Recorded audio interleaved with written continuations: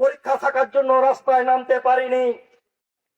আজকে সারা রাজ্যের আদিবাসীদের প্রতিনিধি দল আজকে সন্দেশখালী যাওয়ার কথা ছিল, আমারও যাওয়ার কথা ছিল, কিন্তু ওখানকার পুলিশ প্রশাসন সেই অনুমতি দেয়নি।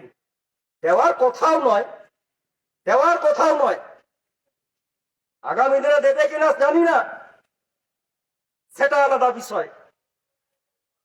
কিন্তু এই এলাকার মানুষ শুধু সন্দেশখালীর ওই শাহজাহানের বিষয় নিয়েই, ওই রাত্রি 12টায় পিঠে আনার গল্প নিয়ে চর্চায় মজ্জিত। কিন্তু সন্দেশখালীর পিছনে কি আছে, সন্দেশখালীতে কি চলছে, সেটা নিয়ে কেউ, না সংবাদ মাধ্যম, না কোনো বুদ্ধিজীবী, না কোনো রাজনৈতিক দল, কেউ এই সত্যিটাকে সামনে আনেনি। সন্দেশখালী একদিনে তৈরি হয়ে যায়নি, শেখ শাহজাহানরা একদিনে তৈরি হয়ে যায়নি, শিবু সত্তাররা একদিনে তৈরি হয়ে যায়নি। এর একটা প্রেক্ষাপট আছে। আর আজকে যারা বাড়িতে চুপচাপ বসে সন্দেশখালী নিয়ে চর্চা করছেন, আগামী দিনে আপনার পাড়াতে খোঁজ নেবেন, আপনার এলাকায় খোঁজ নেবেন, হাজার হাজার শেখ শাহজাহান শিবু সত্তাররা তৈরি হচ্ছে। আগামী দিনে আপনি সচেতন না হলে, আপনার এলাকার মানুষ সচেতন না হলে, আপনার বাড়ির মা বোনকেও রাত্রি 12টার সময় পিঠে আনতে ডেকে আনা হবে। সেই অরাজকতা আপনি দেখতে চাইছেন কি? সেই অরাজকতা আপনি দেখতে চাইছেন? নিজের এলাকার প্রতি নজর দিন। নিজের এলাকায় হাজার হাজার শেখ শাহজাহান তৈরি হচ্ছে। আজকে দুর্নীতি আজকে হারে মজ্জায় চলে গেছে, রন্ধ্রে রন্ধ্রে দুর্নীতি। আজকে সেই দুর্নীতির অতল গহ্বর থেকে আজকে শেখ শাহজাহানরা তৈরি হচ্ছে। হ্যাঁ, রাজনৈতিক মদত আছে, পুলিশ প্রশাসনের মদত আছে, তাই শেখ শাহজাহানরা আজকে বুক ফুলিয়ে ঘুরে বেড়ায়। তাই শেখ শাহজাহানরা, এইরকম দুষ্কৃতীরা আজকে পুলিশের চোখের সামনে ঘুরে বেড়ায়। এই হচ্ছে আজকে বাস্তব পরিস্থিতি। এই সন্দেশখালী একদিনে তৈরি হয়ে যায়নি। আপনাদের জানার দরকার আছে যে সারা রাজ্যে আজকে জাল এসটি সার্টিফিকেট একটা চরম আকার ধারণ করেছে। আর বসিরহাট মহকুমা, যে মহকুমাতে সন্দেশখালী, ওই সন্দেশখালী এলাকাতে সব থেকে বেশি জাল এসটি সার্টিফিকেট তৈরি হয়েছে। আপনারা খবরের কাগজে দেখেছেন, সরকারি ভাবে তা প্রমাণিত হয়েছে। আর এই জাল এসটি সার্টিফিকেট 100 বিঘা আজকে দখল চলছে, যার পিছনে চরম রাজনৈতিক একটা মদত আছে। এই হচ্ছে ব্যাকগ্রাউন্ড। আদিবাসীদের শয়ে শয়ে জমি লুট হয়েছে, কয়েকশো বিঘা জমি লুট হয়েছে। এই তথ্য কিন্তু কোন সংবাদ মাধ্যম আনেনি, কোন রাজনৈতিক দল আনেনি। এখানে সবাই সমান। আদিবাসীদের জমি লুটের ক্ষেত্রে সন্দেশখালীতে সবাই সমান। আমাদের প্রতিনিধিরা সন্দেশখালীতে আমাদের মানুষের সাথে কথা বলেছে। আদিবাসীদের জমি লুটের ব্যাপারে সব দাদা দিদিরা সমান। আজকে একটা ঘটনাকে সামনে রেখে কেউ রাজনৈতিক মাইলেজ পাওয়ার চেষ্টা করছে, আর কেউ নিজের ড্যামেজ কন্ট্রোল করার চেষ্টা করছে। বাস্তবের কষ্টি পাথর যদি যাচাই করা যায়, সন্দেশখালীর সমস্যা আরো অনেক গভীরে, আরো অনেক গভীরে। আপনাদের সামনে আরো একটা মারাত্মক তথ্য আমি তুলে দিতে এখানে এসেছি, আপনারা জেনেও থাকবেন।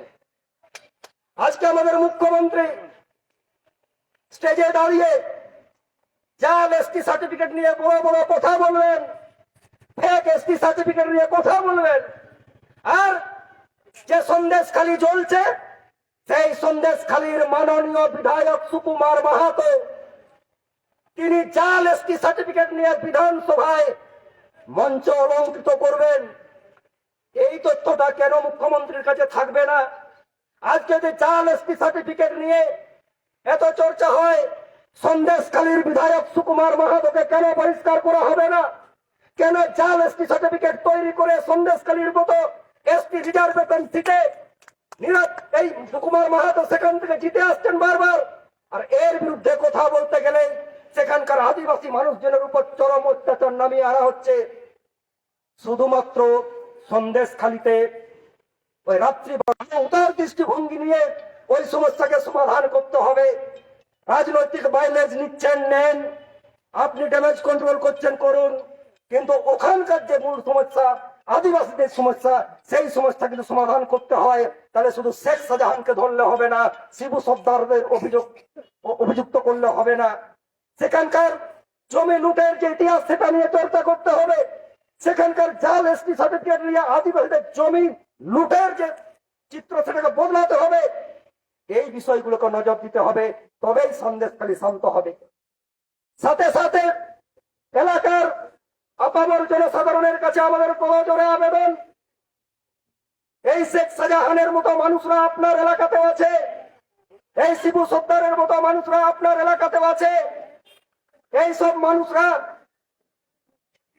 মানুষরা রাজনৈতিক ক্ষমতার বলে সাধারণ মানুষের পাওনা গুন্ডাকে লুটে নিয়ে নিজেকে একচ্ছত্র রাজ প্রতিষ্ঠা করতে চায়। আপনার এলাকাতে এরকম অনেক শাহজাহান আছে। আমি এখানকার মানুষকে তথ্য তুলে দেব, নাম ধরে বলে দেব। এই বাঁকুড়া জেলার এক সময় জঙ্গলমহলে ত্রাস ছিল রানীবাঁধের বিদ্যুৎ দাস। জানার দরকার আছে আপনাদের, নিজেকে জঙ্গলমহলের বাঘ বাঘকে আদিবাসী মানুষকে ঘর দেওয়া করেছে। কাদের মদতে বিদ্যুৎ দাস লক্ষ কোটির সম্পত্তির মালিক হয়েছে, আজকে জানার দরকার আছে। কিন্তু সেই বিদ্যুৎ দাস আজকে কোথায়? সাধারণ মানুষের জাগ্রত জনতার চেতনাতেই বিদ্যুৎ দাসকে আজকে ঘর ঢুকিয়েছি। আমিও ছিলাম সেদিন, বিদ্যুৎ দাসকে ঘর ঢুকিয়ে দিয়েছি। মনে থাকে যেন সেই শাহজাহানদের, এই এলাকার শাহজাহানদের যেন সেই কথাটা মনে থাকে। মানুষ যেদিন জাগবে সেদিন কোন শাহজাহান পার পাবে না, কোন বিদ্যুৎ দাস পার পাবে না। যতই রাজনৈতিক মদত থাকুক, যতই প্রশাসনিক মদত থাকুক, জাগ্রত জনতাই পারে ওই শেখ শাহজাহানদের, ওই বিদ্যুৎ দাসদের, আরো যারা তৈরি হচ্ছে সেই শেখ শাহজাহানদের শেষ করে দিতে। এই কয়েকটি কথা বলে আপামর জনসাধারণের কাছে আমি করজোড়ে নিবেদন করে যাব, আজকে ভ্রাতৃত্ব বোধে বিশ্বাস করুন, সম্প্রীতি বোধে বিশ্বাস করুন, হাতে হাত রেখে এলাকার সমস্যাকে সমাধান করার চেষ্টা করুন। এইটুকু নিবেদন রইল। যারা আদিবাসী আন্দোলনের মতো যাবে, আদিবাসী আন্দোলন বিগত দিনের রূপ ছিল সেই রূপেই ফিরে যাবে এবং